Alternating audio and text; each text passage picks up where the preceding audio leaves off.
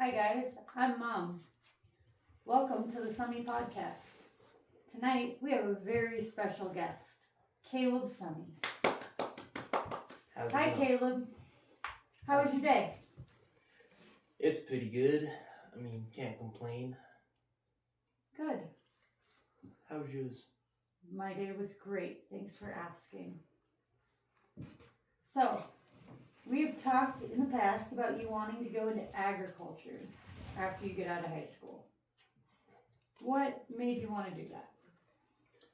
Well, I went to my grandpa's house about in the summer of my freshman year of high school, and he took me to a guy named Farley, which is someone he knew from a while ago.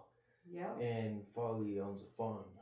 He has like 1,000 acres of leased land, and I think that's really where I got the inspiration to maybe want to do agriculture. Okay, can you tell me more about what a career in agriculture would look like? Well, it's gonna be really it's a lot of physical work. It's a lot of it's very physically demanding. Okay. So it wears on the body a lot, and because you also have long hours, you work like anywhere from 50 to 60 hours a week, because you don't decide when the plants grow. They do. The plants decide when they grow. Okay. So, are there different aspects to agriculture? Yeah, there's actually a lot of different aspects. I mean, there's like 3 big ones, and then they all have like their separate little categories. Okay. So you got like your farming, Okay. which is like your plants. And then you got like your livestock agriculture, Okay. which would be like cows, sheep, pigs, that kind of stuff. Okay. And then you also have it's also plants, but you have consumption plants, and then you have like non-consumption plants. Okay. So like flowers or trees and that kind of stuff. Like hay. Yeah, that kind of stuff. So, what part of agriculture do you think you would want to go into? I'd like to be probably an agricultural manager, or like a agriculture engineer. Either one of those two. So, where does that fall in your 3 different umbrellas? Is there something like that in all 3 of them?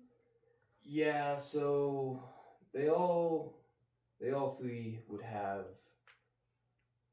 They all 3 have their own like separate categories, but they'd all have like a engineer or like a manager, because the manager just helps like run everything. Okay. And like keeps everything in order and that kind of stuff, gets all the supplies they need, that kind of stuff. And the engineer will always just that's just helping them fix whatever they need. So like if a machine breaks down, they're able to fix it, or like that kind of stuff. So, does it require school? Like, do you have to go to college to be able to do this? For some of them, like an engineer, I think you need like a bachelor's degree to do it, just because like there's more information about how all that stuff works and like what you need to do it correctly. Okay. But if you're just wanting to like go out there, be a worker, or like a farm handler, that kind of thing, then you don't need no school. Okay. Now, can you do it by yourself? Because you're talking like a lot of people. Yeah, it's gonna need like a team, because like if it was just one man or one person, it would be a lot of work on you, because especially if you want to have any size to the farm, right? Because really, you have a garden, yeah, that's one person. Farm's gonna need like 10, right? Because you got all sorts of jobs. You need someone to clean up the crops, pick them up, replant them.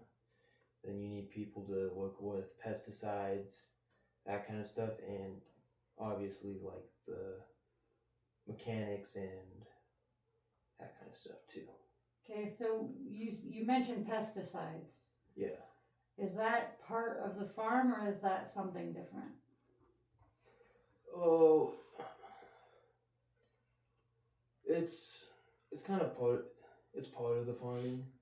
You need, so the pesticides are there to help like keep away like bugs and different critters so they don't ruin the crops, Okay. basically. And then you also have different kinds of like sprays and stuff to help them grow better, to make them not have a less chance of defective. Okay. So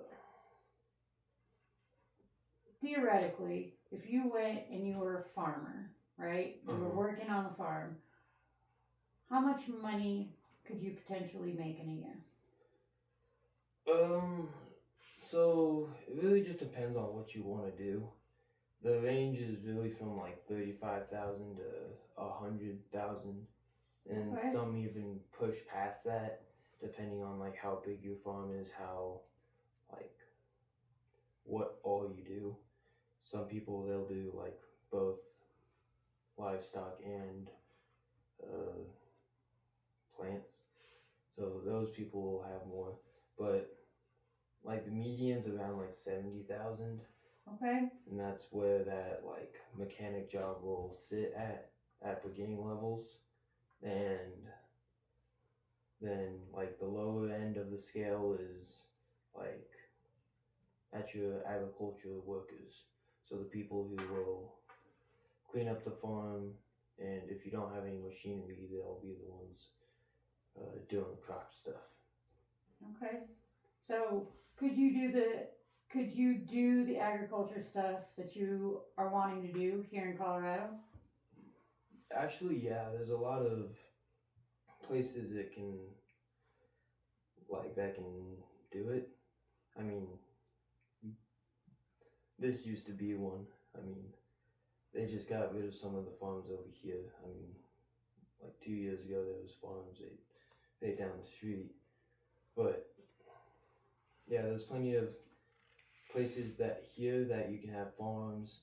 If you go up into like most of the ranches with the livestock and stuff will be in the mountains, like plains areas, because it's just better up there, I guess. I don't know. But you'll still find people have cows everywhere. Right. Now, is there a better place to go to be a farmer? It's usually better in higher humidity, just because they don't get as dry, and it's easier to just keep them alive. So any place in the Midwest, like would it be Midwest like Missouri, Iowa, those kind of places. Okay. Well, thanks for giving us some more information about what a career in agriculture looks like. Yeah. You have anything else you want to tell us? Stay in school, kids. Thanks, Caleb. Yep.